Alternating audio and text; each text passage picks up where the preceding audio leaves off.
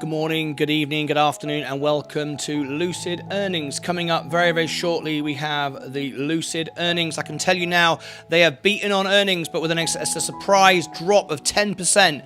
I expected that. The stock is overly hyped and promoted, and we've got so much unknown knowledge around the stock, but this has played perfectly into my hands this morning, this afternoon, this evening, wherever you are around the world. The stock price dropped 10%, and I bought some shares of Lucid, so I'm very, very happy. Let's see how it plays out. We've got 39 minutes before the earnings begin. This could be a very, very interesting night for Lucid.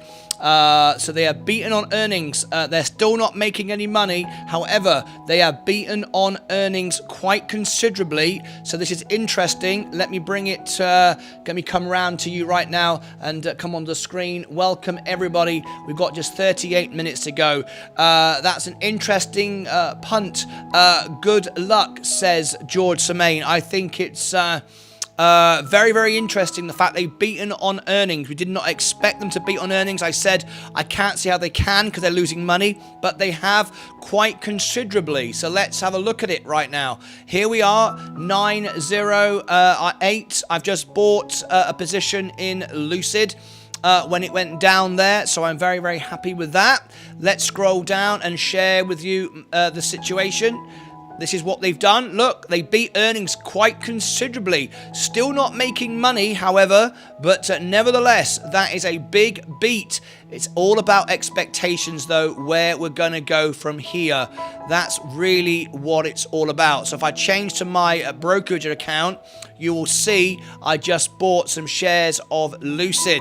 I said it's been overhyped and promoted. Look, there it is. Look, there's my purchase. I'm down $2 at the moment. That is all. And if it pops up to 11 or 12, I will sell it tomorrow. I won't sell it today, but I might sell it today. It's okay if I do, but I'd rather keep it to the morning and see where it goes. But I like it down there. That suits me. Let's see what happens in 37 minutes. Welcome to the show. Welcome to Lucid Earnings. And there we go. There's my position. And I quite like it. Did not expect to beat earnings at all, but I can't see it going down another 10%. That would surprise me if it did. But even if it did, I would buy it anyway because it beat earnings. If it can beat earnings, as far as I'm concerned, that is good news for me. So anyway, earnings coming up in just over half an hour. This is the chart. You can see it dropped right off there.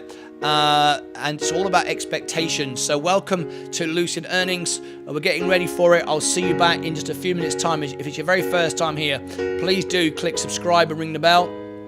That would be very, very helpful. Thank you very much indeed, and we'll see you back in just a few minutes time. Don't go far away. It's going to be a very, very interesting night. See you back in a bit.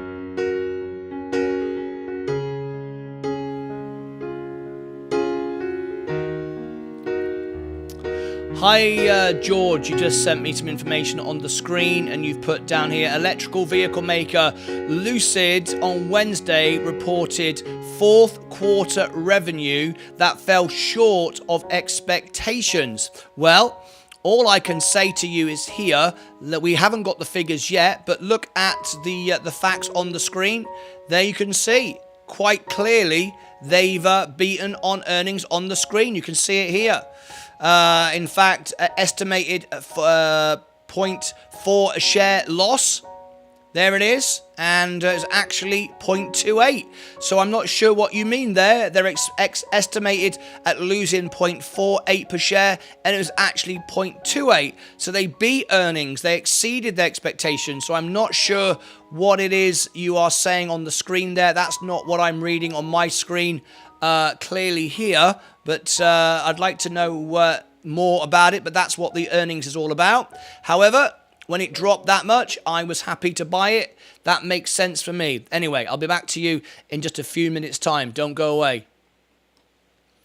We'll be back in just a few minutes' time. In the meantime, here's some soft piano music for you.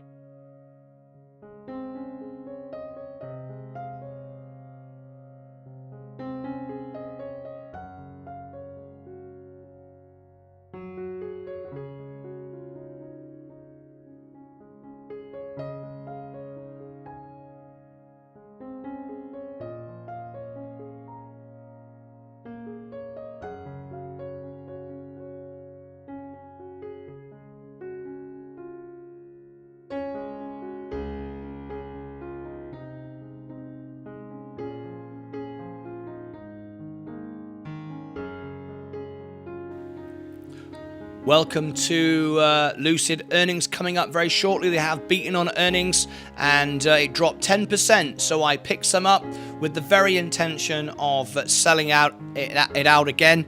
But we shall see how it goes. If I can make a quick profit, I will. And there we go. Lucid earnings coming up very shortly. Put your comments on the screen, excuse me, and I will share them for all to see. Thank you very much. See you back in a few minutes.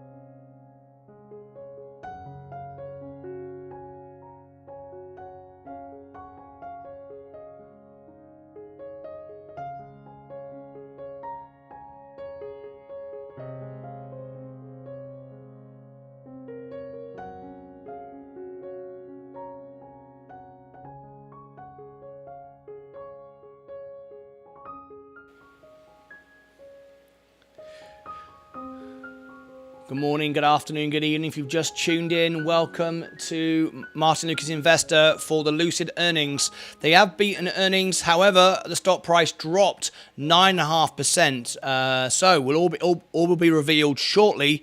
I did jump in and buy $500 worth of Lucid with every intention of selling them again. It's a quick scalp trade. Let's see what happens. We shall have the Lucid earnings very, very shortly.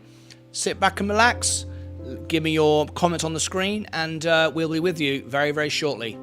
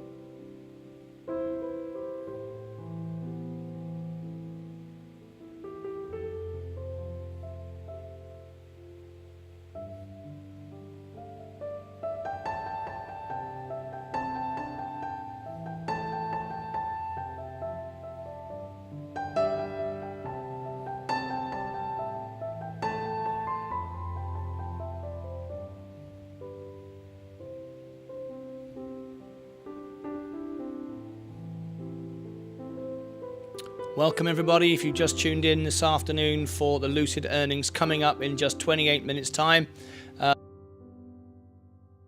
For the Lucid earnings, and we can tell you now that the stock price has gone down 9.28. This stock is incredibly over manipulated.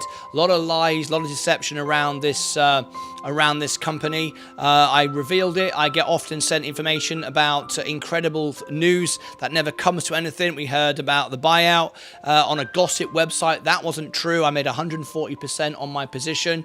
That wasn't true. And tonight I can tell you that Lucid has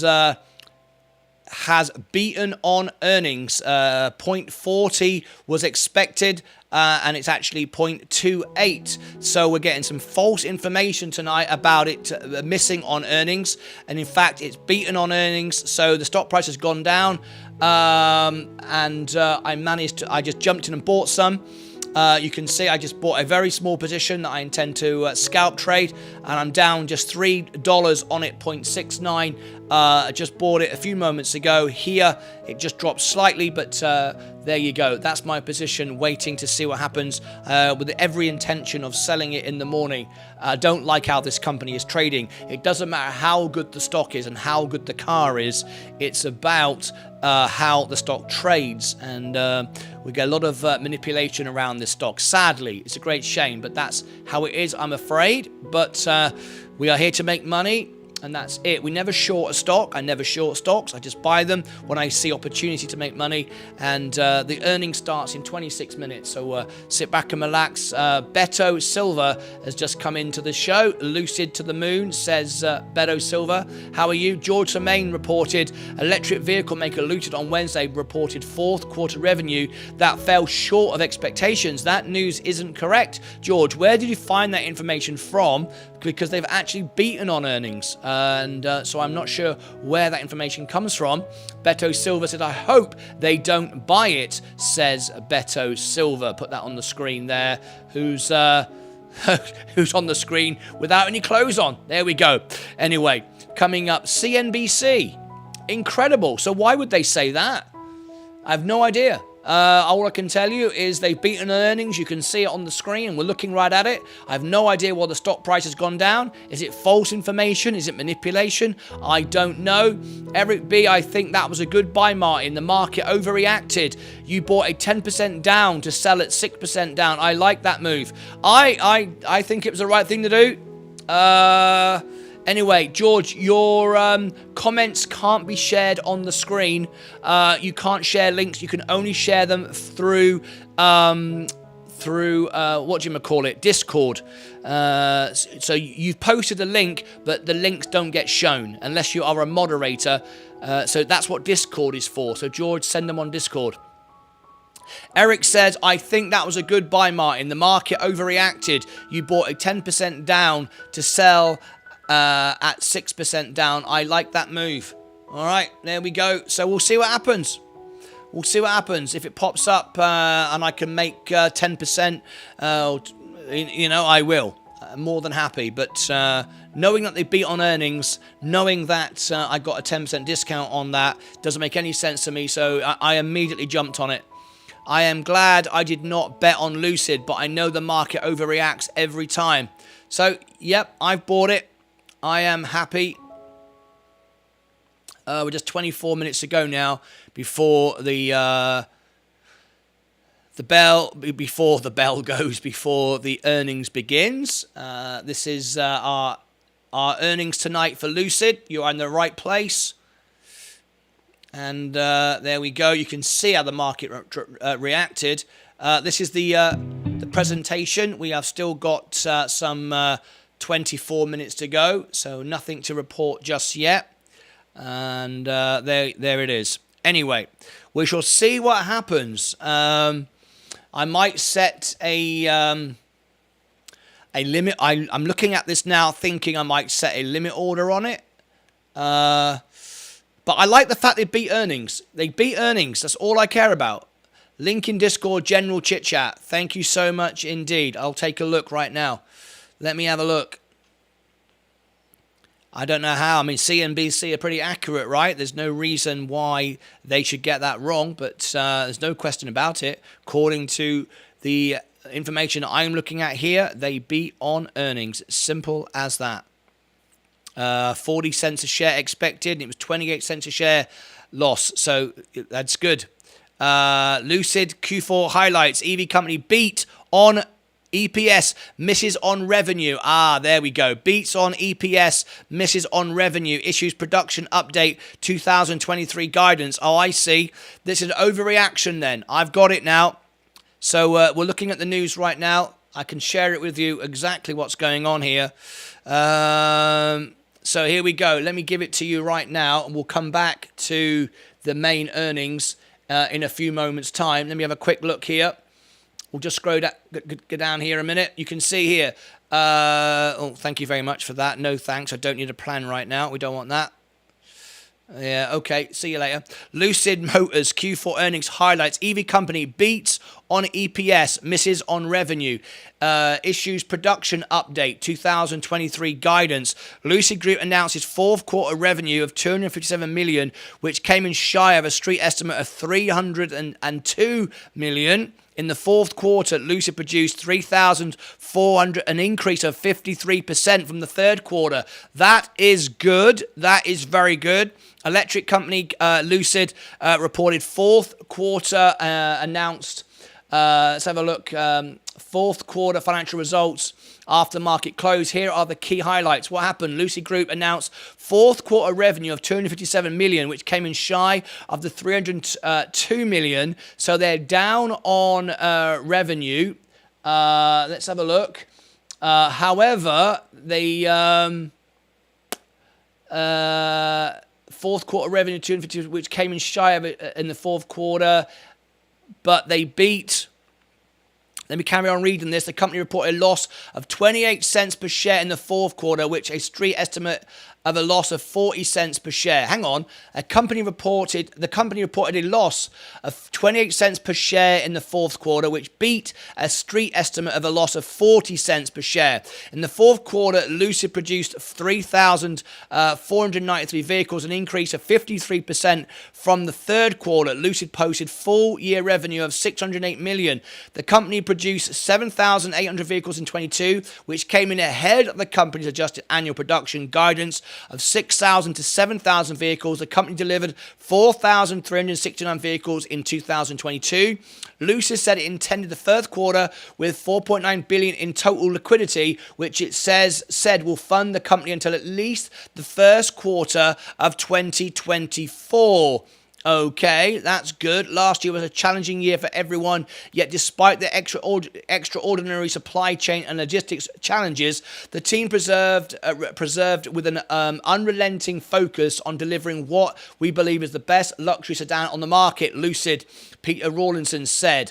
Okay, what's next? Lucid said it has over 28,000 reservations as of February 21st, 2023, representing potential sales of $2.7 billion. The reservation total does not include up to 100,000 vehicles reserved by the government of Saudi Arabia. The company announced 2023 production guidance of 10,000 to 14,000 vehicles. So things are improving for Lucid, and the stock price is going up. The stock price is going up. Let's go back to earnings right now, and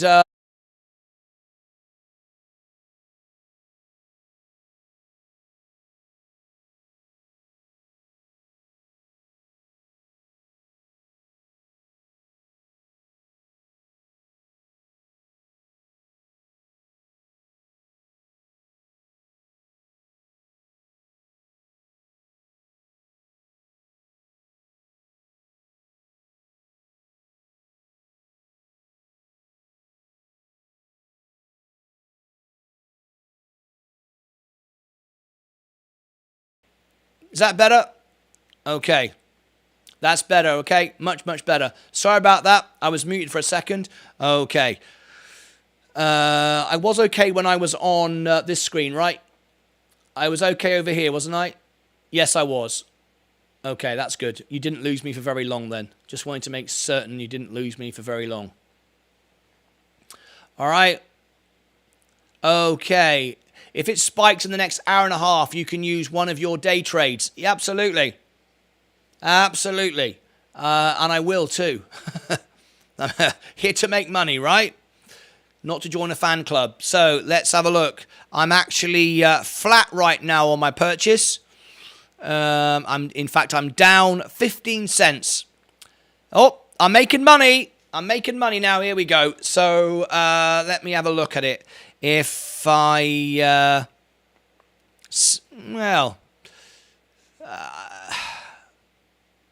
do you know what? I might set a stop trail loss tomorrow. I don't think I'll day trade it. I think I will, unless it like pops to 10, unless it pops to, I don't know, unless it goes to like $11 or something like that, then I might. But I might hold this now. They're improving. I think I've done all right. I might hold it. I might hold it. I'm glad I'm up. Yeah, that was good. Very, very happy with that. 17 minutes to go. Quick sip of tea. Is everybody well tonight? How many people we got in the show watching us so far? Let's have a look. Smash the like button. If we get 100 likes, we'll give away a cash prize. So smash the like button there. Smash the like button as well if you want the stock to go up. Always good. If we get 100 likes in the show, we'll give away a cash prize. So smash the like. 38 watching, 12 likes. So smash the like button, folks. Let's see if we can get everyone like the video. If we get 100 likes, we'll give away a cash prize for free during the show, live on the show. I will give a share away of Lucid. How about that? For free. I'll give a share of Lucid away for free. If we get 100 likes, we are now at 100. We are now at 15 likes with 36 watching. So there we go. Let's smash the like button. And let's see what we can do tonight. Okay. Not bad at all.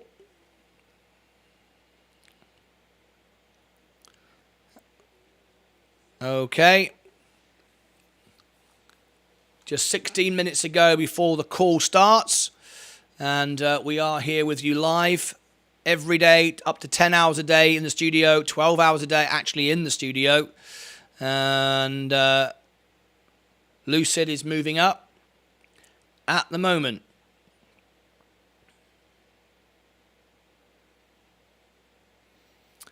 Looking good. 16 minutes to go. It's moving up. I think it's an overreaction. I think I'm going to be okay here. So I already sold it. I already made 140% out of Lucid. I've already done that.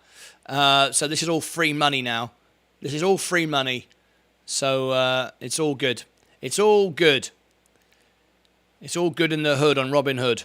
Okay, we're up now 0.5% on it. We just bought 51 shares, a small amount. It doesn't have a big enough place on my portfolio right now.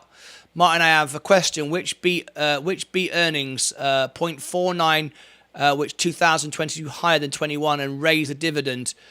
Martin, I have a quick question. Which beat earnings of 0.49, which 2022 higher than 2021 and raise the dividend from 0.10, 0.1 to 0.1. Is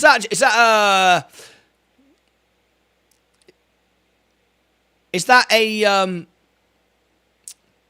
a trivia question, is it, Michael Anthony?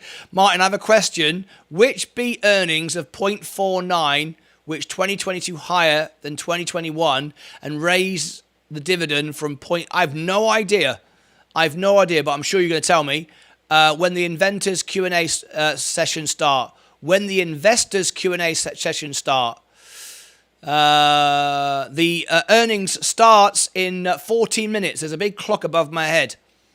On CSX, CSX is now back under $30. The answer was HRZN. CSX raised from 0.1 to 0.1 cent a quarter. CSX, I've got shares in CSX. You have a quick look at it. CSX. Chevron. Hang on a minute. No, that's not Chevron, is it? I beg your pardon. CSX. What is this? No, I don't have shares in that. I was getting confused with something else then. Yeah, I don't have that. Just checked a little bit. Anyway, our earnings. Twerk, Bic, Sang. Why is the stock down? Because they missed on revenue, but they beat overalls, and the market overreacted. So I'd already made 140%. CSX is a railroad in 23 states. Thank you, Michael Anthony. And so basically, I bought the dip, the 10% drop, straight away, and I'm very happy to do so. Let's see what happens. He didn't say per quarter, Eric B. I'm confused what we're talking about now. We've got a bit off topic. Okay.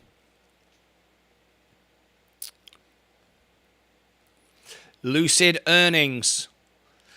Getting ready for Lucid earnings in just a few minutes' time.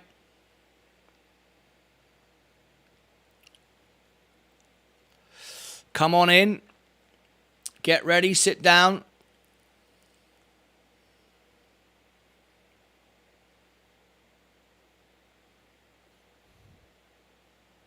Should be a good evening. Let's see what happens. I don't really think I'm going to lose any money. I quite like to hold Lucid. They are improving all the time. I don't like the manipulation. Which defense stocks are you holding? Michael Anthony says. I am holding J&J, J&J, Coca-Cola, Amazon. Perhaps not so that defensive with Amazon. VU, 50% of my portfolio is the S&P 500. We are most certainly in a bear market at the moment. And my stocks, and I was up this morning and I was up this afternoon. I won day trade of the day today. So I'm very, very happy with my position. We are all good. 11 minutes to go. Smash the like button, guys. If we get 100 likes on the video, we are now at 19 likes. There's 35 watching. Smash the like. If we get 100 likes, I will pick one of you at random and give you a free stock. I will give you a free stock of Lucid. I will send it to you straight away, live on the show for free, completely for free. All you've got to do is smash the like button, leave a like there. And we've got 19 likes right now, 34 watching. We've got 11 minutes to go. VU is doing you good, Martin. Yes, it is.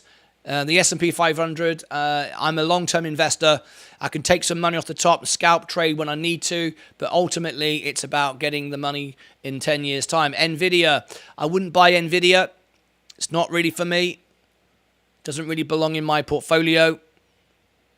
Welcome. If you just tuned in, smash the like button. If we get 100 likes, we'll give away a cash prize.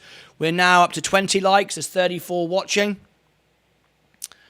Okay. Just a few minutes away now from Lucid earnings.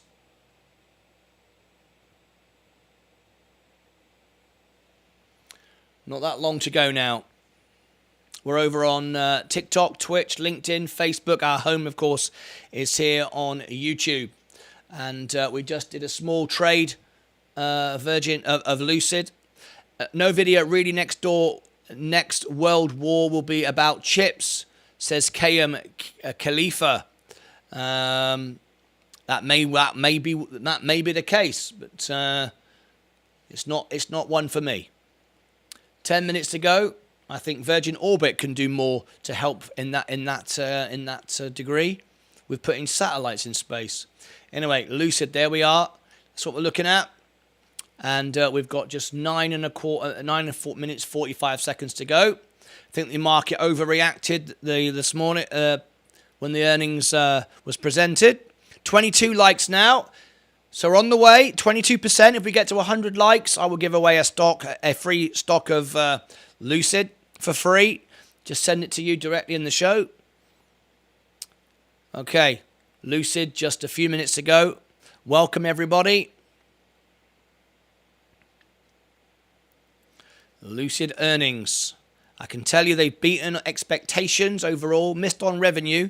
But they beat in total, and their production is going up as well. Do you think Lucid will go up soon after at $10. Well, unfortunately it's a stock that's manipulated by lies and corruption. We've had lots of rumors and stuff, and on this show I spend my time, I'm in the studio 10 hours a day reporting the truth, and unfortunately a lot of the rumors are not true, just to promote the stock, and I took my profits. I knew it was false information. I sold it and made a profit on it. At the end of the day, I'm not a fanboy of any stock. I'm just here to make money consistently.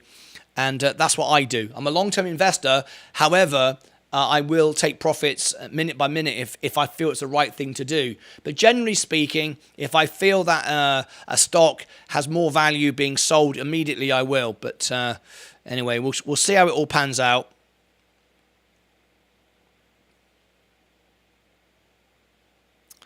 We'll see how it all pans out.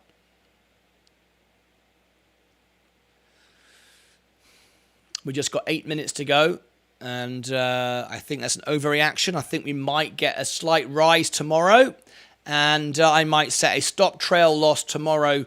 That way I won't even have a day trade. I'll just have a swing trade tomorrow.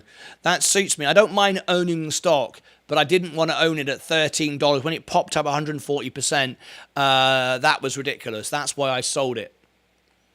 But I don't mind owning it because it's free money now to me because I made the money before. 7 minutes to go. I'll put your messages on the screen. There's Talk Bayak saying, no sound on TikTok. No sound on TikTok. Thank you very much thank you for telling me. Let me fix that right now. I know why that is. I know why that is. I'm surprised there's people still watching me. Incredible. I know exactly why that is. I will fix it. 1 second. 1 second. 1 second. I know exactly why that is. 1 second. Thank you, Private. I would never have realized. I would have been talking away, wasting my time. So here we go. I'll end the stream and start it again. That way it'll refresh it. Otherwise, people thinking, what the hell's going on here?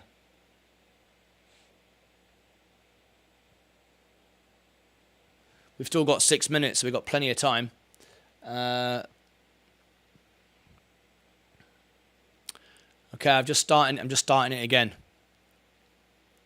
Private, thank you very much for alerting me to that. Very, very helpful.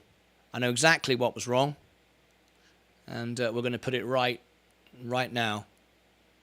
Okay. 2. There we go. It's now fixed.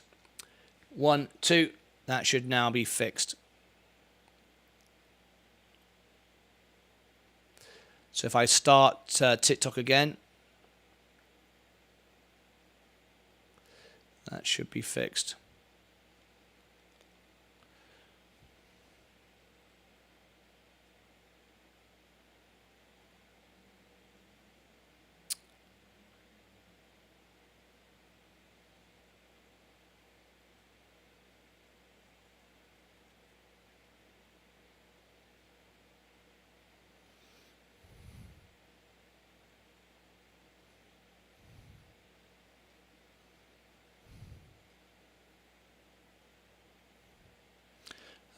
Thank you very much indeed for subscribing to my channel. What's for dinner?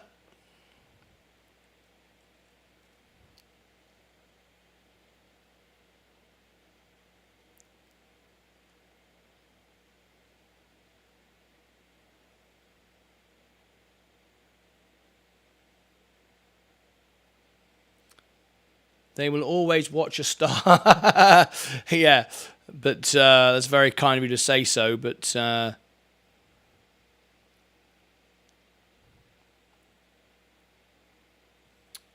anyway,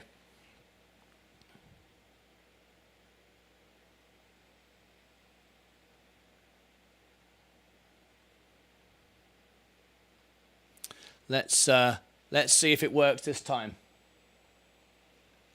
Okay, 1, 2, 1. 1, 2.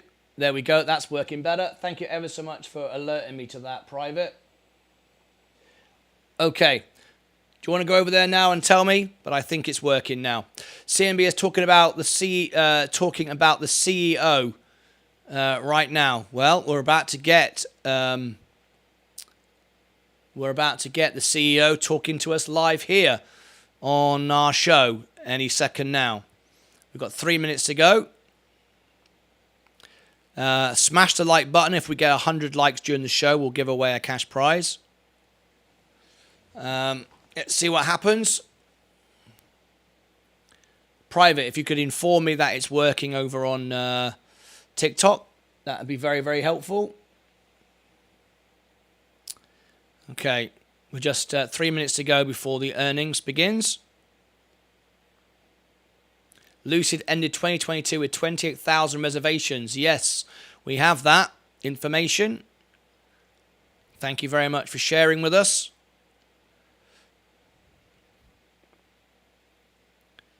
And just 3 minutes to go now before earnings.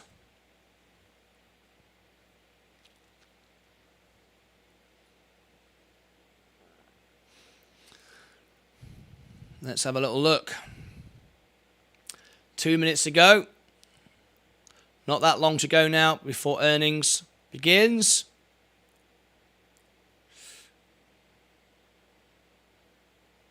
Here is the chart. We're watching it. This is the Lucid earnings. I think the market's overreacted. It works. Thank you ever so much, Private.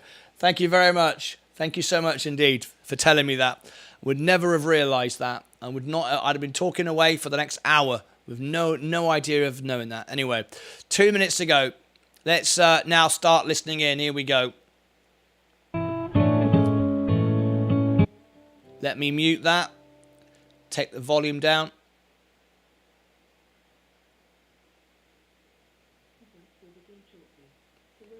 Okay, we're listening in to Lucid's conference. Okay, I'm keeping my eye out. Let me just turn the volume down a bit. Just want to monitor it. Okay, 1 minute 39 to go for the Lucid earnings.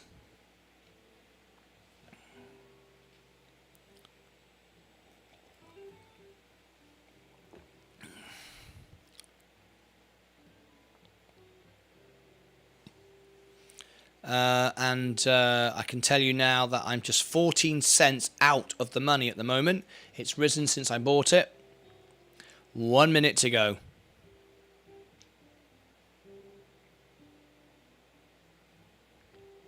If you've just tuned in, please click subscribe, ring the bell. We go live up to 10 hours a day with your breaking news. And would really appreciate that. We're in the studio 12 hours a day, up to 12 hours a day, editing and working to provide you the most honest, real source of information. This is my real money, my real shares. I've got over like $43,000 now invested here, live, all of it on the show. You see everything I've got.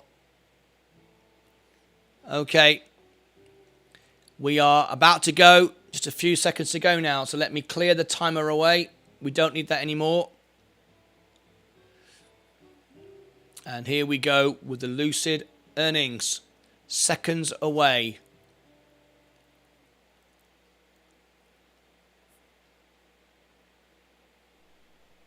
The conference will begin shortly. To raise and lower your hand during Q&A, you can dial *11.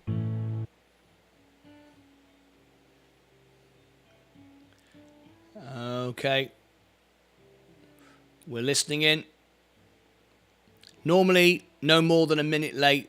I don't know why these people are ever late. I'm always I'm not going to say I'm always on time. That's a very dangerous thing to say. However, just seconds away now. Lucid's going up. I'm making money. Yes! Making money. I just bought Job, which paid off all debt, zero debt, with 10 funds bought shares of... Congratulations, Michael Anthony. Very, very good indeed. Congratulations. Very pleased for you. It's a wonderful thing when you make money, innit? Okay, the stock's going up.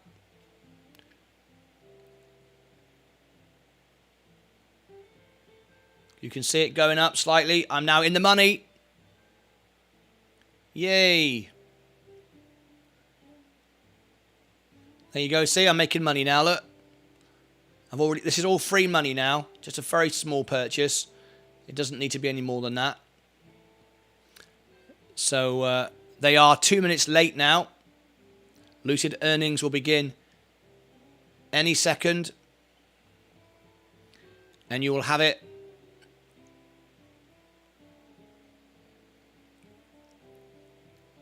any moment now. Here we go. The conference will begin shortly. To raise and lower your hand during Q&A, you can dial *11. No, a couple more seconds. They're obviously delayed. This is a couple of minutes late now. The stock price is going up. I'm making money. I think it overreacted. I think we're going to get a nice little pop now. I think I can keep it till tomorrow and set a stop trail loss. If you just tuned in, smash the like button. If we get 100 likes, I'll give a share of Lucid away live in the show for free. No, you haven't got to do anything. I will send it straight to you just by smashing the like button. That's all you've got to do. 100 likes and we'll do it.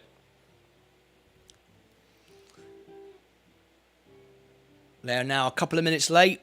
Stick with us. Lucid earnings here. We cover all the earnings. We're up to live 10 hours a day in the studio.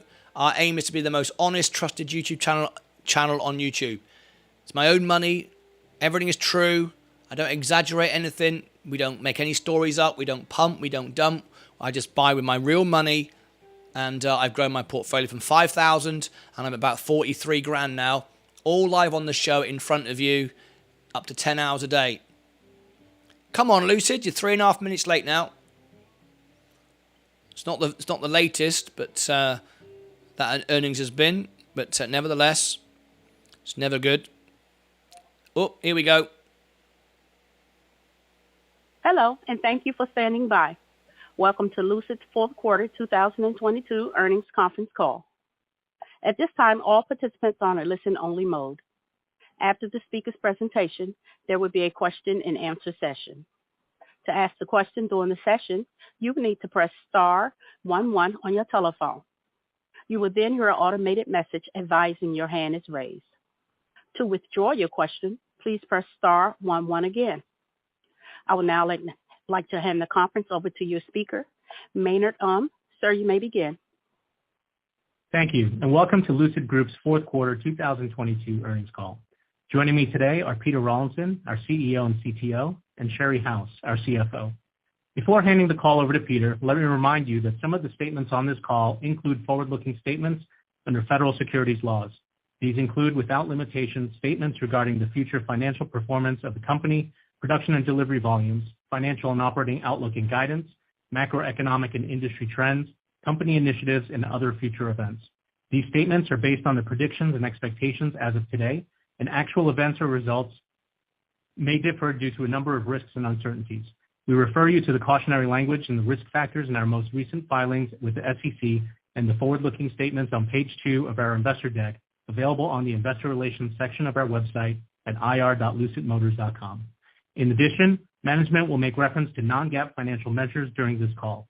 A discussion of why we use non-GAAP financial measures and information regarding reconciliation of our GAAP versus non-GAAP results is available in our earnings press release issued earlier this afternoon, as well as in the investor deck. With that, I'd like to turn the call over to Lucid's CEO and CTO, Peter Rawlinson. Peter, please go ahead. Thank you, Maynard, and thank you everyone for joining us for our fourth quarter earnings call. I'd like to start by extending a heartfelt thank you to the entire Lucid team.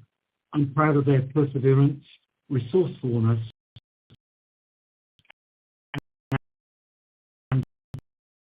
teamwork. This allowed us to drive meaningful improvements in the back half of 2022 and close out the year with production above our previously stated annual guidance.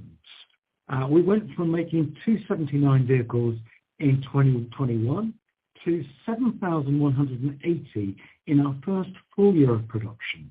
And we went from delivering 125 vehicles to customers in 2021 to 4,369 deliveries in 2022. Now, I'd also like to thank our suppliers and partners who worked diligently with us to navigate through an exigent year. And of course, I would particularly like to call out the PIF, who have not only been a committed investor, but really an incredible strategic partner. We are most grateful for their partnership. And of course, I'd like to thank our customers. One of the things I enjoy most is getting to meet you and see your delight when you take delivery of your Lucid Air. You are a big part of what drives us to deliver the quality and experience you so deserve. But let's not forget that 2022 was also a seminal year for the company, a year when we finally realized our vision of producing an EV embodying our view of the most advanced technology possible and getting that into customers' hands in significant numbers. That was not without its challenges, but as ever, the team worked tirelessly to resolve, as I will cover later. Now, during that period, I also observed a growing realization and acknowledgement of our view that our core EV technology is not just the best, but the best by a tangible margin. We see this acceptance widely by many in the know, by those who follow the EV and technology space. In fact, even some of our detractors are coming to this inevitable conclusion that the Lucid Air is a truly incredible product. Now, this awareness has happened, though in the large part not just through an overwhelming endorsement from journalists and outlets in the automotive sector, but moreover through customers experiencing the range, comfort, and sheer driving pleasure of our cars. Now, some of you may have heard my synopsis that there are really 3 steps that will lead to our success as a company. And those steps are manufacturing, sales, and profitability. In short, in respect of our cars, can we make them? Can we sell them? And can we make money on them? So in 2022, our primary focus was the first of these steps, to prove it was indeed possible for us to manufacture cars. We put the right leaders in place, brought logistics in-house, and I personally worked tirelessly on the factory floor, leading the team to identify and remove the manufacturing bottlenecks that we faced. In the fact that I'm taking today's earnings call from our headquarters here in Newark, California, is symbolic of the transition of the day-to-day factory operations to Stephen David and our Arizona team. Let me be clear. Production is no longer a bottleneck. We were also able to deliver Lucid Air Touring and a small number of Lucid Air Pure in the fourth quarter, and delivered our first Airs into Europe and Saudi Arabia as promised. So we now have variants of Air covering a spectrum of performance and range on the road today, and Sapphire, our highest performance Air, is scheduled to start production this summer. You may indeed have seen a video on social media of the Lucid Air Sapphire in a quarter-mile drag race with the Tesla Model S Plaid, the Bugatti Chiron, and a Ducati motorcycle. Lucid Air Sapphire's extraordinary performance is truly a testament to the superiority of the technology we have developed in-house. So whilst other EVs may offer a choice between performance, range, efficiency, charging speed, luxury, and space, variants of Lucid Air lead in all of these key metrics. And this is fundamentally enabled through the vertical integration of our technology. We design, we develop, and manufacture our own motor, inverter, bidirectional charger, and race-derived battery pack in our powertrain factory in Arizona. Now, integral to this is our world-class EV powertrain software. And I want to clarify that a large part of our incredible range and performance is indeed software-derived. And I think that there's insufficient understanding and appreciation of this core Lucid capability. And this is where the importance of our in-house technology leadership is paramount. Not only does it provide advantages in performance, efficiency, charging times, interior space, among many other features, we also expect it will provide a cost advantage at scale. And there are tangible metrics that lead us to believe our technology is probably several years ahead of even our next closest competitor, who, in turn, we believe is several years ahead of others. And we continue to invest in cutting-edge innovation. This is a central capability which I find really exciting and personally really inspiring. A great example is our new motorsports drive unit with integral electric motor, inverter, and transmission, which is already in use as the standard front drive unit for a leading electric racing series. And this embodies Lucid's very latest technology, resulting in unprecedented compactness and lightweight for its power output. Now, I'm also proud to say that Lucid Air achieved the highest possible rating of 5 stars in the rigorous Euro NCAP safety assessment, with a full 5 stars for each category. We brought a clean sheet design and engineering to Lucid Air with the goal of securing the highest possible safety ratings. Also, in the fourth quarter, we released 22 over-the-air software updates, and in particular released UX 2.0, which is our most extensive software update to date, comprising literally tens of millions of new lines of source code across nearly every updatable computer in the vehicle. Lucid Air was engineered from the start with this over-the-air capability and is in every car we make today. And many of the updates and refinements were based on owner feedback and ideas. And our incredible software team is working on further developments and improvements and features, and you'll see these continuously rolled out over time. Our software capabilities are further demonstrated through our recent decision to initiate a voluntary recall of a small number of Lucid Airs related to a supplier issue. Now, I want to be super clear. We were not mandated to do this, but we have an unwavering commitment to our customers. We were able to identify potentially impacted vehicles by sending a software update to all of our vehicles that allowed us to scan for a particular electrical signature within each car, and thereby to identify the less than 300 cars potentially affected by this supplier issue. Now, this truly innovative over-the-air solution is an example of our world-class software capabilities and advanced technologies. Believe me, very few car companies would have been able to implement such a solution. Now, I'd also like to address some questions that we've been getting about battery cell supply.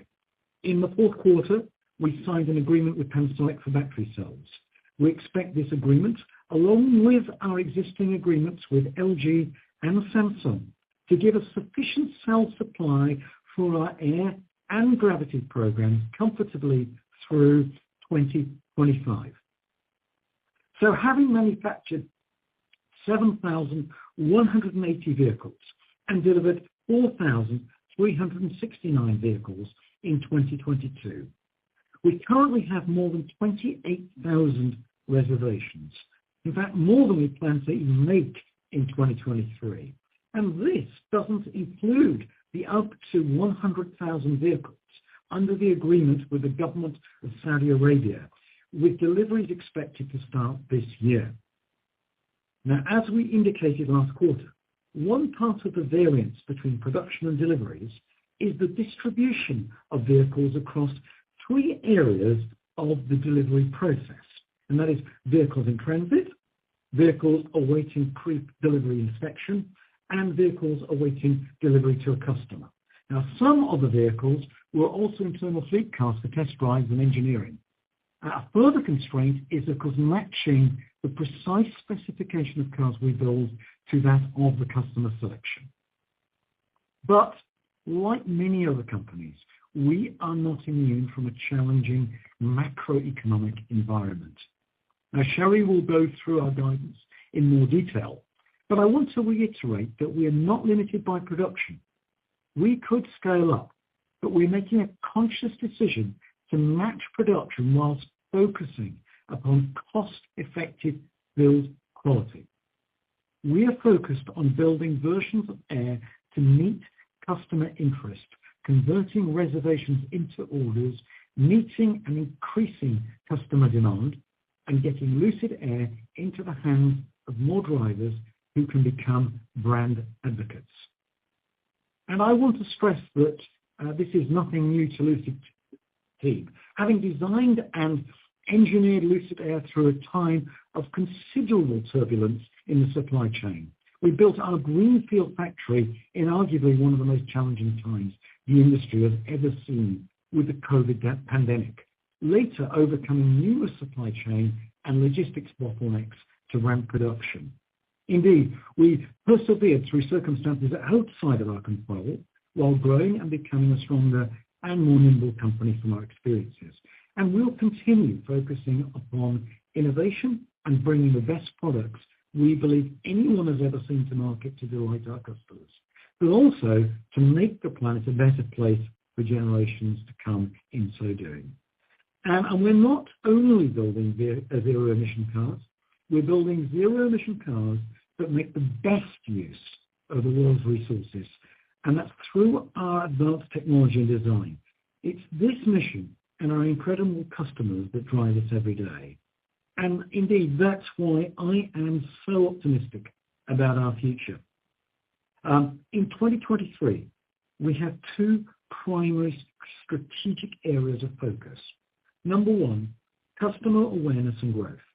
And number two, a laser focus on costs. Sherry will talk more about costs in her prepared remarks. So let me speak now to growth. I spoke about the early momentum we had that was impacted by our ability to manufacture Airs for delivery. We identified the issues and moved quickly to address them. We've gotten past the major bottlenecks limiting manufacturing, but this had some impact on the demand we generated early on, and this has been exacerbated by the challenging macroeconomic environment. But we know there's real interest in our car. We know this because despite not having an aggressive brand awareness campaign, we generated a considerable amount of consumer interest and reservations. And these are customers that discovered Lucid through our accolades. They're the coveted early Dream Edition and Grand Touring customers who love this luxury EV. We've learned so much from our early adopter customers, and they're on the cutting edge of automotive. They're the tastemakers. And now we're ready to expand to a broader audience. Just as I work side by side with the team in Arizona to alleviate the manufacturing bottlenecks, I've been personally touring the country, visiting our studios, listening to our sales associates, delivering cars in person, and speaking to customers to garner all their insightful feedback. And I've taken this feedback to energize the team with a renewed focus upon building broader and more targeted brand awareness. This effort reaches across our organization, from leadership to the retail customer experience, and furthers the progress we've already seen with national ride and drive programs. Indeed, we're inviting people to experience the best, and those who best understand this are our customers, who ultimately become our very best advocates. And there's also a critical mass we're nearing. In my experience, there's a tipping point in brand visibility once enough vehicles are on the road. And I believe we're getting really closer to that point now. I'm proud to say that today, indeed, we believe there's a Lucid Air in every single state of the USA. And turning to our product roadmap, we have Stealth Look coming, Metal Roof Touring, more pure all-wheel drive, and pure rear-wheel drive, the purest of the pures. We have a lot of latent demand for these products. However, I should note we are experiencing a supply chain issue with Stealth Look that will impact our ability to ship these in Q1 of this year. And we have quite a bit of demand here, and we're working very hard to resolve this. We'll also be ramping up international shipments this year, of course, to Europe and to the Middle East. And I'm really excited about the Gravity SUV, which remains on track for start of production in 2024. Gravity builds upon everything we've achieved thus far, driving further advancements of our in-house technology to create a luxury SUV like none other. Gravity is a further evolution of Lucid's core DNA of luxury, spaciousness, and efficiency through its in-house technology, setting itself apart from the competition with a previously unattainable combination of supercar performance and seating for up to 7 adults. I look forward to Gravity's public unveiling later this year. So, I want to leave you with a message of restless optimism for the year ahead. We have what we view as the very best car imaginable in production today, a view substantiated with countless reviews and accolades. Plus, we have more attainable versions arriving very soon. We now need to amplify this message across a broader customer audience in order to broaden awareness, which will in turn drive sales. We'll be ramping up in key new international markets. We'll be producing with quality and volume. Truly landmark products are on their way in Sapphire and Gravity, supported by a technology roadmap to keep us clearly ahead of the competition. I consider myself privileged to lead our talented team through this, the next step of our journey. And with that, let me turn it over to Sherry for an update on our financials. Sherry. Thank you, Peter, and thank you to those who are taking the time to join us today. In 2022, we scaled virtually every part of our business while keeping a sharp focus on execution. We made tremendous strides in our production ramp, began delivering Grand Touring, Air Touring, and Pure in the U.S., and initiated deliveries into Canada, Europe, and the Middle East. We also launched Lucid Financial Services to provide loan and lease products to our customer base and had our most significant over-the-air software upgrade in UX 2.0, just to name a few of our many achievements. We were able to accomplish this despite supplier, supply chain, logistics, and quality issues throughout parts of the year, and we finished the year on a strong production note, coming in above our previous annual production guidance. All of this was achieved through the perseverance and collaboration of the entire Lucid team. I'd like to extend my sincere gratitude to them and to our customers, our partners, and our suppliers, without whom this would not have been possible. Now, turning to our fourth quarter in 2022 financial results. For 2022, we recorded revenue of just over $608 million, up from just over $27 million in 2021, and achieved an adjusted EBITDA loss of $1.97 billion versus a loss of $952 million in 2021. In 2022, we made important investments in our future and did so while ensuring a healthy balance sheet throughout the year with an average liquidity balance of over $4.8 billion. Now, moving to the fourth quarter results. We produced 3,493 vehicles, delivered 1,932, and generated revenue of $257.7 million. Cost of revenue was $615.3 million for the fourth quarter. As we produce vehicles at low volumes on production lines designed for higher volumes, we have and we will continue to experience negative gross profit related to labor and overhead costs. However, as we scale production, we would expect to see economy of scale benefits. Additionally, we recorded a lower of cost or net realizable value, which we also refer to as LCNRV, adjustment of $204.9 million in Q4. This amount contemplates the value we anticipate receiving upon vehicle sale after considering costs necessary to convert the inventory on hand into a finished product. Our LCNRV impairment increased 10% on an absolute basis, primarily due to the production of multiple variants of Air and an increase in inventory levels associated with the ramp in production. We typically receive several questions from the investment community on LCNRV and how to normalize this impact. The impairment calculation has various levels of complexity, And so understandably, it's very difficult to back out when assessing gross margin. What I would say is we have seen improvements in gross margin throughout the year. When adjusting for the LCNRV, we went from an average gross margin of negative 138% in Q1 and Q2 to an average negative 58% in Q3, Q4, for a total gross margin improvement of 2.3x over that period. And we're far from done. We have many additional opportunities identified that I'll illustrate in a moment. Moving to operating expenses. We've been able to hold operating expenses essentially flat while increasing the revenue line 32% quarter over quarter. R&D expense totaled approximately $221.3 million, up 4% sequentially. The sequential increase was primarily related to Gravity and payroll expenses, partially offset by lower stock-based compensation expense. SG&A expense was approximately $170.9 million, down 3% sequentially. The sequential decrease was primarily due to lower stock-based compensation expense and reduction of specific external professional services. Stock-based compensation in the quarter was $71.3 million.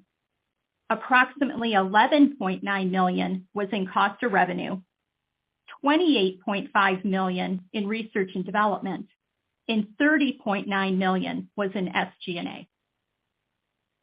In other income, we recognized a non-cash gain of $256 million related to a change in fair value of a common stock warrant liability.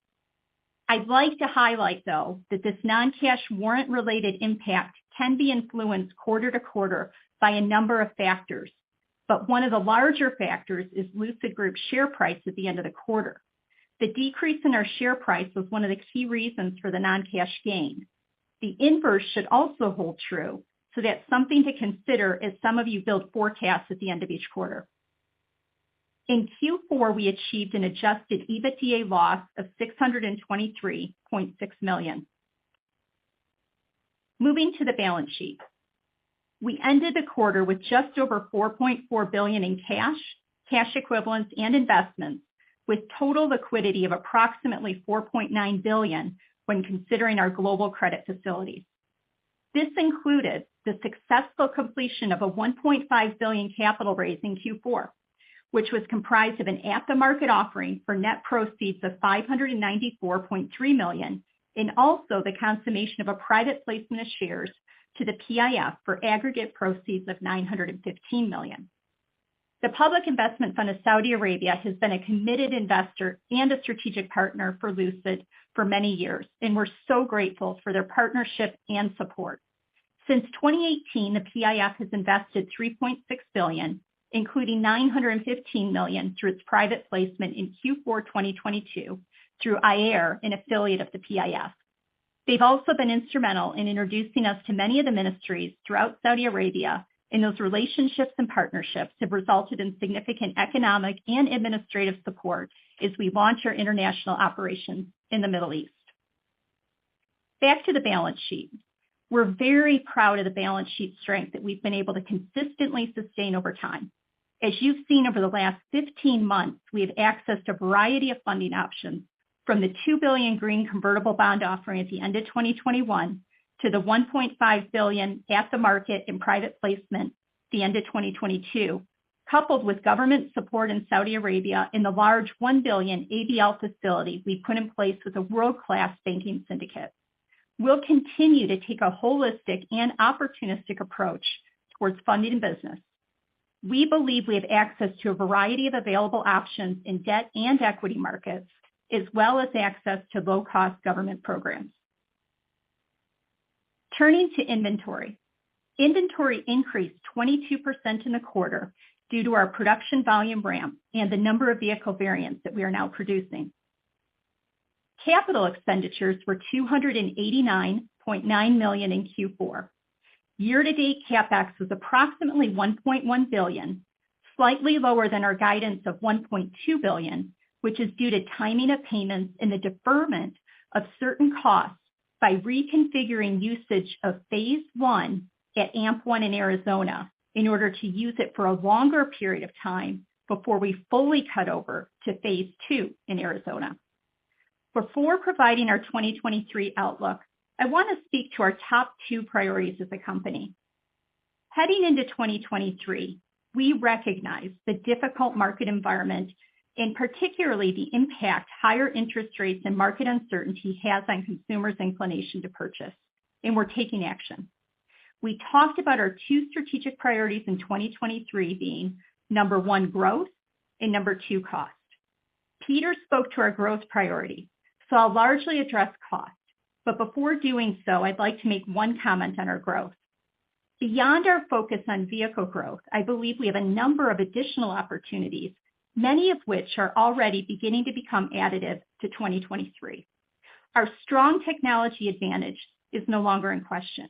Our range, our performance, our efficiency, our charge times, we're increasingly being recognized for our in-house technology. And these are creating opportunities. We generated revenue from our motorsports electric drive unit in Q4. We expect to recognize a small amount of revenue from a U.S. government award for battery module prototypes, and a number of others have reached out to us for discussion on licensing or purchasing our technology. In addition, we signed our first vehicle emission credit deal in the U.S. It's a multi-year deal, and we expect to recognize a small amount of revenue starting in 2023. And we see considerably more opportunity here as the regulatory environment around many parts of the world tightens. Turning to cost, there are 2 areas of cost that we are zeroing in on. The first is driving down the cost per vehicle. The second is cost optimization of operating expenses. And let me go through each. On the manufacturing and cost of goods sold side, we've been intensely focused on reducing costs.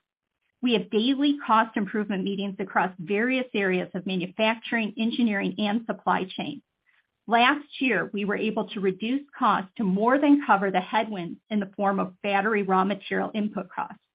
As we are sitting here in February, we already have identified cost opportunities at a similar level to last year that we expect to implement by the end of this year. And we are surfacing more innovative ideas in cross-functional internal meetings and value engineering workshops with our supply base. This is before considering the impact of the Inflation Reduction Act, which we expect could contribute as much as a couple $1,000s per vehicle. As we look ahead to Gravity, we've already sourced approximately 70% of Gravity components with a very strong carryover of suppliers from Air. And I'm happy to report that on an aggregate basis to date, we've been able to stay in alignment with our cost targets for Gravity. Another area of COGS focus for this year is inbound freight. We've achieved significant reductions last year by moving our international freight from air transit to sea, but we've identified another 2 to 3x savings that we believe is possible. We have a task team assigned, and we think this is one of the fastest realizable cost reduction opportunities available to us this year. On the operating expense side, we're instilling the same approach. We're looking at all facets of spending with a multitude of ideas on the table. In SG&A, we do expect growth in a couple of key areas. Number 1, we'll continue to strategically build out our service and delivery footprint throughout the U.S., Europe, and the Middle East as we meet the needs of our growing customer base and our commitment to customer care. However, we're simultaneously studying ways to drive increased efficiencies out of our existing studio and service center assets, and we're feeding this information into our future planning. And second, we're increasing our investment in IT enterprise systems to support the increasing production and delivery volume, global expansion, continuous improvement in cybersecurity, and growth in cloud data resources for both our active customer fleet and our internal R&D initiatives. We are instilling a culture of cost consciousness, and we're working across the company to identify and execute on numerous cost efficiency opportunities. Now to our outlook. For 2023, while we believe we have capacity for greater production, we're forecasting a production range of 10,000 to 14,000 vehicles. Given the uncertain macro environment, we think it's prudent to provide a guidance range that's larger than what we would provide under normal circumstances. While we don't provide quarterly guidance, I want to highlight some things to consider as you think about the linearity throughout the year. In Q1, factory production in the early part of January was reduced by 7 days of production due to a planned year-end physical inventory count. We'll also start building vehicles for Europe and the Middle East in earnest shortly, and so there will be some transit time associated with that. In addition, due to supply chain challenges, we were unable to deliver on the popular Stealth Look option, resulting in a reduction of buildable configurations heading into Q1. And so we made a strategic decision to moderate some production as we transition to buildable configurations. Thus, we expect Q1 to be down significantly on a sequential basis with a corresponding impact on margins in Q1. In Q2, we will ramp shipments to the Middle East and Europe, so we would expect total deliveries to increase in Q2. We will also begin to build popular configurations across several vehicle variants, including Pure, in higher volumes for which demand remains very strong.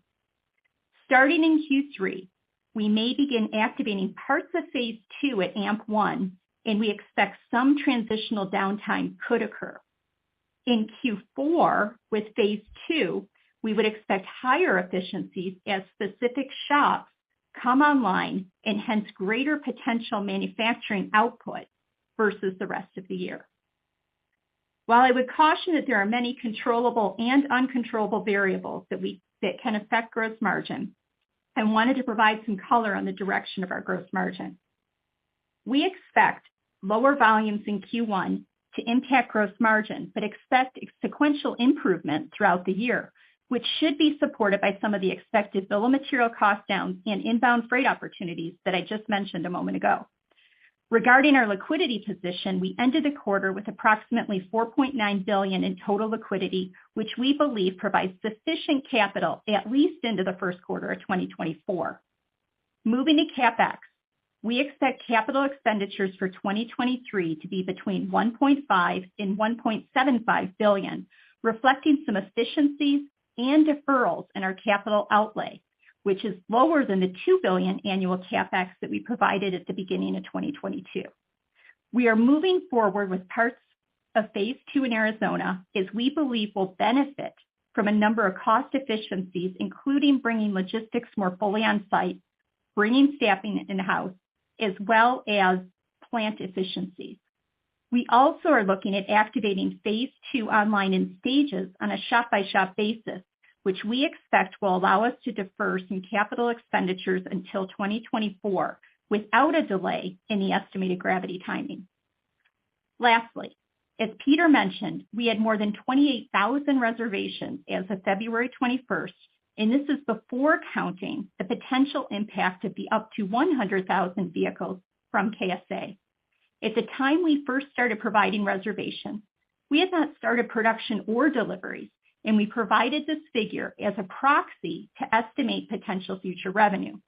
With the progression of our business, we believe production and deliveries are a better representation of the progress of our business. And so, going forward, we will no longer plan to provide an updated quarterly reservation number. However, we plan to continue to provide quarterly production and delivery figures shortly following the end of each quarter. As we look into 2023, we'll continue to focus on strong capital discipline, leaving no stone unturned for every cost optimization or elimination opportunity. We are proud of our technology and product achievements.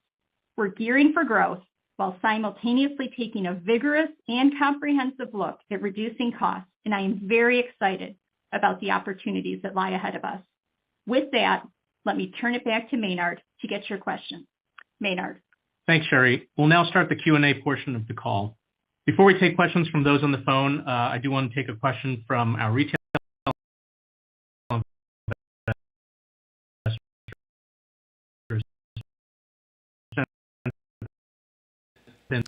Bear with us. I'm sure we'll get the sound back. Platform. The first question is the Saudi PIF taking Lucid private? As a policy, Lucid does not comment on market rumors, and so we don't have anything to say specific to this question.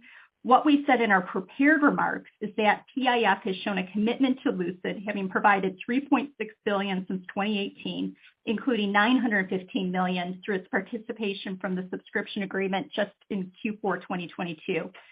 PIF has not only been a committed investor, but also a strong strategic partner, and we're very grateful for their partnership.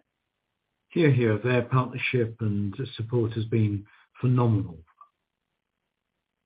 Great. Tawanda, actually, I think we'll move to the questions from the phone lines, please. Thank you. Ladies and gentlemen, as a reminder to ask the question, please press star 11 on your telephone and wait for your name to be announced. To withdraw your question, please press star 11 again. We ask that you limit yourself to one question and one follow-up. Please stand by while we compile the Q&A roster.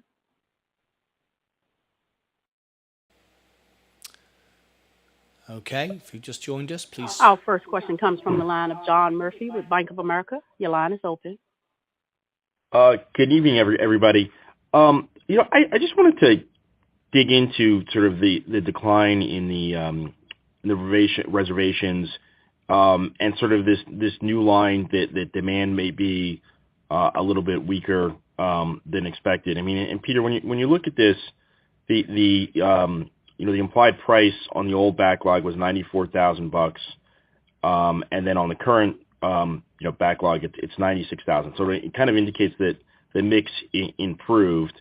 So it seems like these folks might be a bit stickier, but you're indicating that the demand relative to your production is weakening, but it's still far in excess of what you're talking about producing this year of 10 to 14,000 units. So I'm just trying to understand why, if production is not an issue, why you wouldn't produce more to drive revenue and profits this year if that backlog is real. Yes, Peter here. John, that's a very cogent point.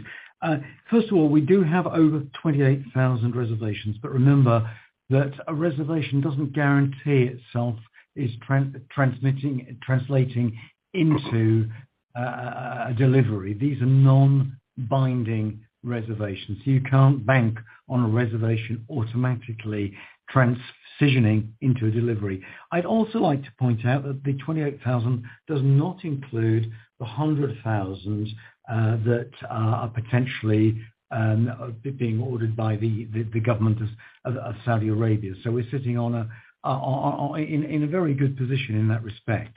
I think what we've got to focus on is providing cars, building configurations from the factory that precisely match the configuration of the customer order. For example, we've got Stealth trim coming. We've got a little delay in Stealth trim because of a supplier issue, and there's a lot of orders for Stealth. And then there's Pure in volume, although we've delivered some Pures, and many of those reservations are waiting for the availability of the purest version of Pure, the rear-wheel drive. So I think a lot of this is, our focus on providing new variants, our focus on building cars with the utmost attention to quality and cost in terms of optimizing our processes, and matching the cars that we do build to the precise reservation, the precise specification of the customer, whilst being mindful that a reservation in itself is non-binding and not guaranteed to transition to the consummation of an order. Additionally, we're in the process of expanding internationally, and that takes time. We'll also be putting some vehicles on boats and starting to really bring more volume to the Middle East and the Europe, especially as we're exiting Q1 and into Q2. So you're going to start to see that pick up throughout the year in volume. And also, John, our advice, our guidance for the year is a reflection of the range due to the uncertainty of the current macroeconomic conditions. And, the effect on consumer behavior is challenging in such circumstances. Okay, and then if I could just ask one quick follow-up. You're emphasizing your technology and the advantages you have which is, it's pretty impressive. What kind of opportunities in the near term as far as licensing and potential product sales on the powertrain side do you think could effectively be executed, or is this the kind of opportunity that might be 2 to 5 years out as opposed to something that'd be 1 to 2 years out? Well, John, I'd love to do this. I think we've got a technology which is, which I've observed a sea change in the last year. There's a widespread recognition that the technology that I believe is the best is being recognized as so very widely. Yet we'd like to make our technology available to other automakers and customers, and not just automakers. There are a range of applications. Our focus has been, as an executive team, focus on ramping up production. My focus right now is just amplifying the message to a broader audience so that we can ramp up our sales. My focus has not been going out to lobby for licensing agreements with our technology to other automakers. We've been very passive in that respect. And I think that's the right focus for us. Let's focus on our own product first and foremost, and then good things will come.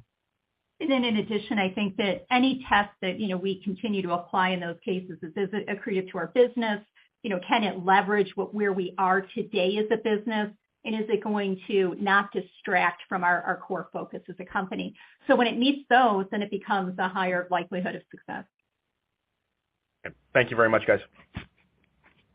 Thank you. Please stand by for our next question.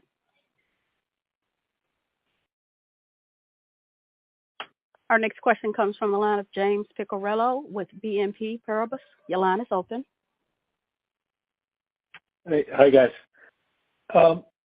Just to ask John's first question, maybe, just another way or more bluntly, the 10 to 14,000 production guide, that's a deeper reflection of underlying demand as opposed to any limitations on your ability to ramp production, right? Because production is no longer the bottleneck. If you were to annualize your fourth quarter production, right, that would get you to 14,000 units for the full year. So yeah, can you just kind of unpack that one more time in terms of, what informs this range? Is it demand or is it, yeah. Certainly, and your math is irrefutable. Look, we've solved production. That is not the gating issue here now. My focus is on sales. And here's the thing. We've got what I believe and to be the very best product in the world. And with just too few people are aware of not just the car, but even the company. And so we need to this is my focus now, away from production to amplifying customer awareness that we've got this amazing car with unprecedented range, technology, efficiency, incredible driving machine, a great driver's car, unbridled joy of ownership that we're getting feedback from owners who've experienced this. We need to amplify that message and broaden the awareness, which in turn will drive sales. And that is the focus right now. It's not that we're production constrained. Yeah. And then in addition, reservation holders, some of them are waiting for us to offer their very specific configurations in volume. We talked about that already, whether it be Pure, whether it be Stealth, whether it be some of the Middle East and European configurations as well. Yeah, there's quite a lot of interest in Stealth, and unfortunately we've got a little bit of a delay due to supply chain challenges, which we're working assiduously to resolve. Okay, understood. And on gross profit for this year, and it does sound as though the LCNRV formula is quite complicated, but that totaled almost $570 million in negative non-cash impact for 2022. Is there any way to think about what that impact could look like for this year, and any clarity on if this year goes to plan, your plan as stated here, when gross profit break even, the time horizon as to when that could be achieved, I think would be obviously would be really helpful.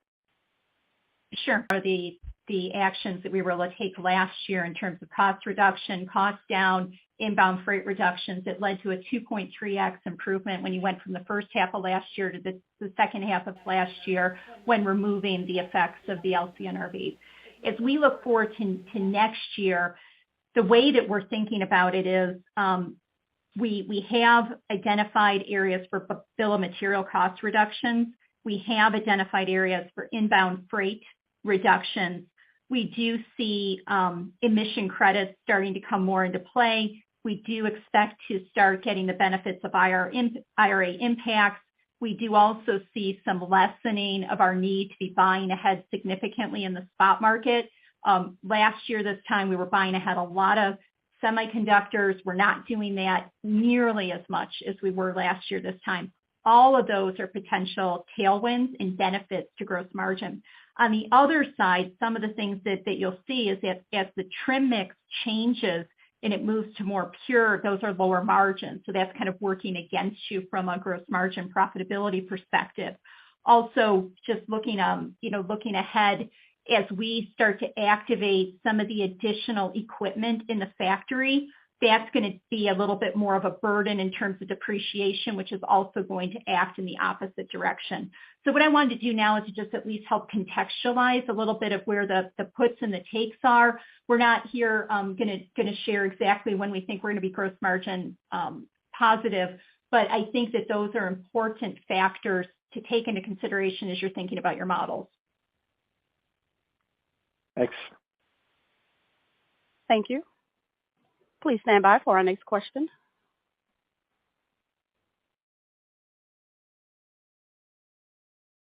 Our next question comes from the line of Andres Sheppard with Cantor Fitzgerald. Your line is open. Hi, good afternoon. Thanks for taking my question and congrats on the quarter. I just wanted to touch on the guidance once more. So that 10 to 14,000 number, which is roughly in line with the preliminary guidance for last year. Can you talk about some of the kind of the assumptions that are embedded in that guidance and just maybe a little more granularity? I presume that's, you said before that you will begin shipments to Europe and Middle East later this year. So I presume that part of that production is being included in there. I'm just wondering if you can maybe add a little more context there. Thank you. It is, absolutely. We're including, in the guidance, a number of cars to Europe and the Middle East. We've already supplied small numbers to those markets, but we're really ramping up now in earnest in the very near quarter. We've also, it includes the ramp up in customer demand for Pure, for metal roof, touring, for rear wheel drive Pure, and a number of factors. As an executive team, we've taken a very careful look at the landscape, and we've been very cognizant in our thinking, our guidance, a prudent guidance with a bandwidth, which reflects the uncertainty of the market in these challenging macroeconomic times. Got it. Thanks, Peter. And maybe one quick follow-up. I wanted to touch on licensing again. I think some perception out there is that over the long term, this licensing component could potentially be the largest contributor to revenue in the future. And, maybe I'm not thinking about this correctly, but I presume that would certainly improve gross margins. I understand the emphasis being almost entirely on ramping up production and car sales, but why not introduce this licensing revenue segment, perhaps prior than initially anticipated? Thanks. Indeed, I actually share your optimism. I think that it's a really beguiling opportunity here, but I have to have laser focus. I've described the three steps forward. Can we make these cars? Can we sell them? And can we make a margin on them? Last year, my focus was on manufacturing. Can we make them? My focus now is on amplifying the message, attracting a broader audience. We apologize for the audio. It's coming from their end. On ramping Please up bear our with us. sales. But you're absolutely right. I mean, this is a technology race, and this is very little understood.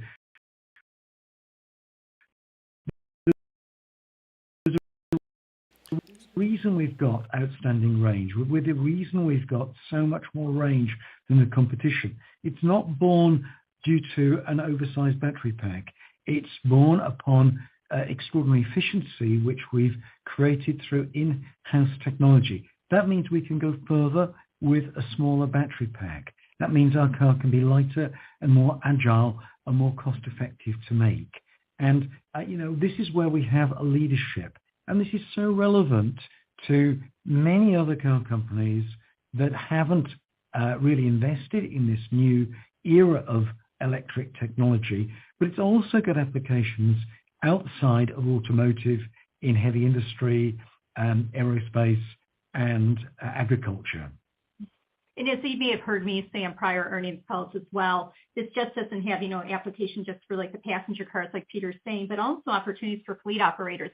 They, more than anybody, appreciate the efficiency, the performance, the range that we have. Uptime is important to them. Range is important to them. So those are factors that we think also make this a very attractive option for fleets as well. I do also think, though, that there is a natural time scale to this. I think that many traditional automakers have only just come to terms with the fact that battery electric is indeed the future. And I think that amongst those, many are yet to recognize the value of high technology solutions, not commoditizing EV technology, and the true value of efficiency. Mark my words, the efficiency is not some esoteric thing that appeals just to engineers and scientists.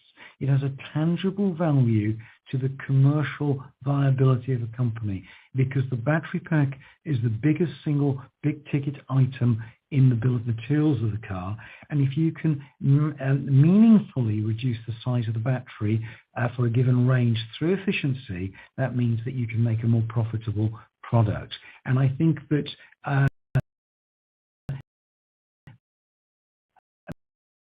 many people are actually really wakening up to this and this realization. Wonderful. Okay, thanks, Peter. Thanks, Sherry. Congrats on the quarter. I'll pass it on. Thank you. Thank you. Thank you very much. Thank you. Please stand by for our next question. Our next question comes from the line of Ron Jewsikow with Guggenheim Partners. Your line is open. Peter, Sherry, good evening, and thanks for taking my questions. First on reservations, are you seeing higher cancellation rates on maybe your higher trim vehicles, or what drove the recent decision to add an incentive on select trim levels? Well, remember that when we have a reservation, it is a non-binding reservation. So there's no guarantee that someone who's made a reservation will actually follow through with that. What we are seeing is a very strong demand, particularly for our products that are forthcoming, pure rear-wheel drive, pure touring. I think that we've had a very strong uptake of Dream Edition and Grand Touring, but I think there is a latent demand for other products in the range, and particularly Stealth. I think there's a strong demand for Stealth, and that's why I'm frustrated that we have some supply chain issues now, which are delaying that a little bit, but it's coming very soon. Okay, that's helpful. And then presentation calls out strong demand for Air Pure, and I think that makes perfect sense, especially when we look at the implied potential sales in the reservation backlog. But is that the single biggest gating factor for 2023 production, or maybe are we underappreciating some of the Stealth and international batching being pretty large issues? Yeah. I guess the way we think about it is Pure is ramping pretty meaningfully. Yeah, it's an overlay of another. It's more nuanced than that. I mean, it's just the different specifications of cars: interior, color, exterior, between the range of touring, grand touring, and pure, and then you've got the wheel combinations, and then you overlay that with the stealth. There's quite a number of combinations here, and it's matching, the discrete requirements, the very discerning requirements, a very discerning high-end customer base, with our ability to build specifically those specs of cars and get those to the customers. That is one factor. And then we have the overlay of the international deliveries and the fact then that you've got relatively long journeys to faraway places between the factory and actually the customer. So all these factors conspire to, and we give a very analytical approach. Sherry has led a very thorough analysis from the executive team, looking at a whole range of factors to lead to these conclusions. Thanks. Yeah, we take a full cross-functional look at that across every single area, from supply chain to manufacturing to all of those. And as we said, that manufacturing is very well prepared to be able to take on additional volumes as they come forward. Production is no longer a bottleneck here. But I would say that one of the biggest factors we face, and I'll be very transparent here, is I believe, from my perspective, we've got the very best car in the world, and not enough people know about it. And actually, that is an entirely solvable problem, I believe. Yeah, appreciate that. And thanks, Peter, and thanks, Sherry. Thank you. You're welcome. Please stand by for our next question.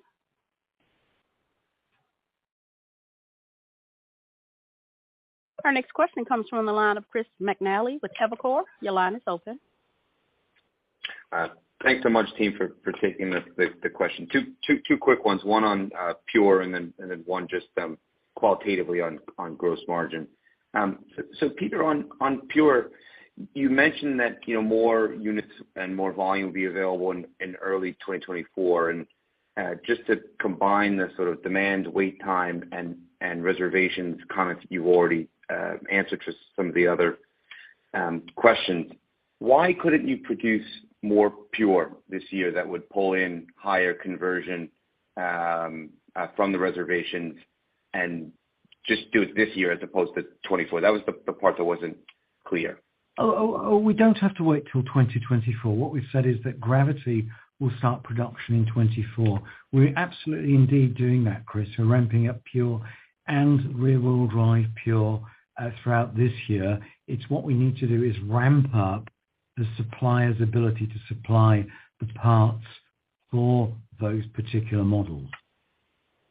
Okay, so while production is not a bottleneck, there is maybe component supply issues that has a natural ramp curve for Pure. So you are somewhat limited on the amount that you can produce of Pure this year, even though it's not a quote-unquote bottleneck. That's right. And we're further ahead with four-wheel drive Pure than two-wheel drive Pure. And actually, two-wheel drive Pure is a great car as well because it's a classic rear-wheel drive car, great driver's machine. Okay. Hey, Peter, would you, just because, there's always a question that will result of this, the chicken and egg of demand versus production. Would you be willing to venture, on a go-forward basis? Do you think Pure will be, sort of greater than 50% of the, of sort of the demand for air if we put Gravity aside? I would think that's a reasonable assumption, yes. I think that we're looking for just its price point will determine that figure, that presumption would be reasonable, yes. Yeah. But I can't guide precisely on the product mix, but I would think you're not far off. Yeah, I would think that over time that's what you would see. You're going to have some different impacts here in the near term because some of the regions like the Middle East and Europe haven't had the opportunity to enjoy some of the higher products yet. Yeah. So there's going to be, maybe a little bit more focus on those earlier, and then they would get Pure a little bit later. Indeed, that's why we're going to be building Dreams right. and Grand Tourings now very soon for Europe and the Middle East in numbers as we ramp up that. So there will be a skew towards higher end products, but I think that will be transient in those markets.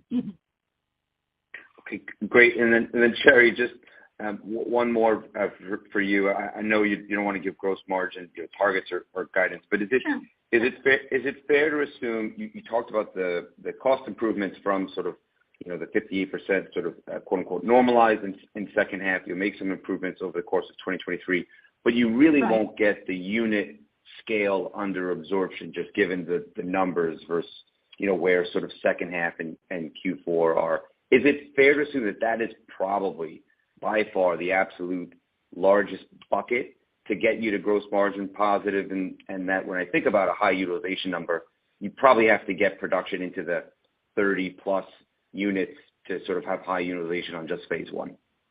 Again, no numbers, but conceptually. Yeah, I think conceptually you're thinking about the right way. I think that we're seeing really good reductions in bill of material costs and as I said, in some of the other areas where I think we have some control, including inbound freight. But that, remember, is going to take through the year to start to see. So it's going to be gradual over time. And then when you look at volumes probably increasing over that period, we guided that Q1 will be low.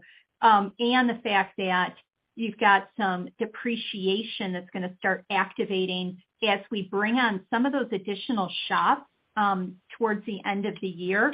That's going to increase the depreciation, and the volume's not going to catch up entirely to that, right? So you've got some competing forces there, but I think you've got a pretty good understanding of it as you just described it. Okay. Much appreciated. Thank you. Ladies and gentlemen, this concludes our Q&A session. I would now like to turn the call back to Maynard for closing remarks. Thanks, everyone. This concludes Lucid's fourth quarter 2022 earnings conference call. Thank you all for joining us today, and you may now disconnect. Okay, I thought we were going to get some closing remarks there, but we didn't. That was a bit strange. We was expecting to get some closing remarks. Are we not going to get that? Very peculiar. We always get closing remarks from Lucid or any earnings, but doesn't look like it. It looks like the caller, perhaps the moderator, made a mistake there. We always get a. It doesn't look like it. The call was ended. Okay, fair enough. Very peculiar indeed. But however, never mind. All right, let's go back to Lucid now and a quick discussion, just briefly. For those of you tuned in tonight, I want to thank you very much for being here. If it's your very first time, my name is Martyn Lucas. We go live up to 10 hours every day. Our aim is to be the most honest, real trading, investing platform on YouTube. This is my real money, my real shares. I can share with you my real positions, my real money every day in front of you. I started at $5,000. We are now at $43,000 live on the show. And thank you very much indeed. We are back again in the morning for our opening bell. We'll be here all day tomorrow, breaking news throughout the day. Thank you ever so much, everyone, for taking part tonight. Let me just go over to Lucid chart a minute and see where we are. I expect actually tomorrow perhaps to see the stock rise somewhat. I bought back in. I already made 140% on it before, but I closed my position after that rumor of the PIF. But as they said, they didn't want to comment on it, of the company going private, being bought out.